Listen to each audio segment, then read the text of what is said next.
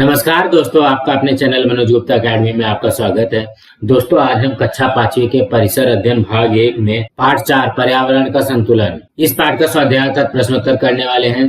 दोस्तों, अभी तक आप लोगों ने इस चैनल को सब्सक्राइब नहीं किया तो प्लीज सब्सक्राइब और चैनल लाइक कीजिए और अपने फ्रेंड्स के साथ शेयर कीजिए। दोस्तों, आप लोग इस वीडियो को अच्छी तरीके से देख करके अच्छी तरीके से सुन करके भी इसके प्रश्नोत्तर याद कर सकते हैं। ये पाठ 4 पर्यावरण का संतुलन उसका स्वाध्याय कर लेते हैं। पहले प्रश्न में क्या दिया गया, अब क्या करना चाहिए? कीटनाशक पदार्थ का उपयोग किए बिना अनाज में लगे कीड़ों को निकालना है, तो क्या करना चाहिए? इसके उत्तर में आएगा पहला, अनाज को धूप में रखेंगे, प्रचंड धूप से अनाज में लगी सुंडियां तथा कीड़े मर जाते हैं। दूसरा, जिस कुठले या बड़े बर्तन में अनाज रखा गया हो उसमें नीम की कड़वी पत्तियां डालेंगे, इससे अनाज में लगे कीड़े नष्ट हो जाते हैं। तीसरा, संग्रह किए गए अनाज में विशिष्ट प्रकार के रसायनों की छोटी छोटी बंद पुड़ियां रखने पर उनकी गंध के कारण ये कीड़े निकल जाते हैं। अब अगला करते हैं। दूसरे प्रश्न में क्या दिया गया, थोड़ा सोचो, आहार श्रृंखला तैयार करो। मेंढक, चील, सुंडी, सांप और घास, इसका आहार श्रृंखला बनाना है। इस तरीके से बनेगा हमारा आहार श्रृंखला।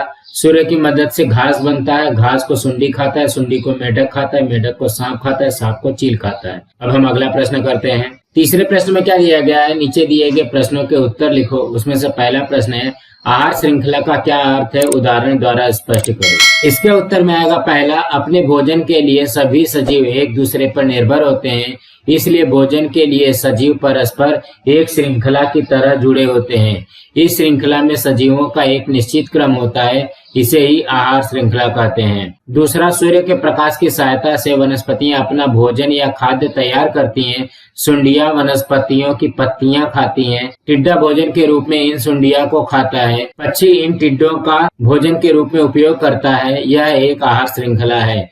सूर्य प्रकाश की सहायता से वनस्पतियां बनती हैं, वनस्पतियों को सुंडियां खाती है, सुंडियों को टिड्डा खाता है, टिड्डे को पक्षी खाता है। अब अगला करते हैं। दूसरे में क्या दिया गया, पर्यावरण का संतुलन कैसे बनाए रखा जाता है? इसके उत्तर में आएगा, किसी भी पर्यावरण में अनेक आहार श्रृंखलाएं और खाद्य जाल होते हैं। इनके कारण सजीवों में परस्पर आदान प्रदान होता रहता है। इनके साथ साथ पर्यावरण के निर्जीव घटक भी चक्र के स्वरूप में घूमते रहते हैं।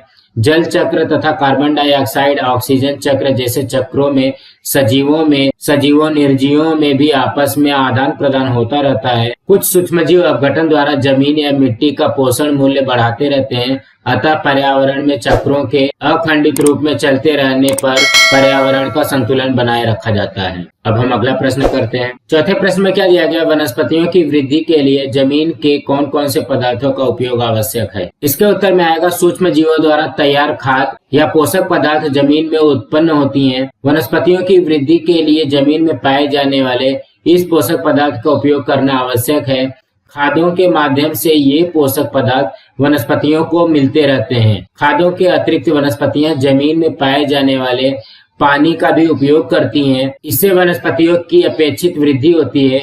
इनके उपयोग से फसलों की अधिक उपज प्राप्त होती है। अब हम अगला प्रश्न करते हैं। पांचवें प्रश्न में क्या दिया गया, सही या गलत लिखो। उसमें से पहला प्रश्न है, पर्यावरण में सूक्ष्म जीवों का भी समावेश होता है। इसके उत्तर में आएगा सही। दूसरे में क्या दिया गया, जैव विविधता का संरक्षण करना आवश्यक है। इसके भी उत्तर में आएगा सही। और तीसरे में दिया गया, टिड्डा पक्षियों को खाता है। इसके उत्तर में आएगा गलत। दोस्तों, आज हमारा यहाँ पे पार्ट 4 का स्वाध्याय कंप्लीट हुआ।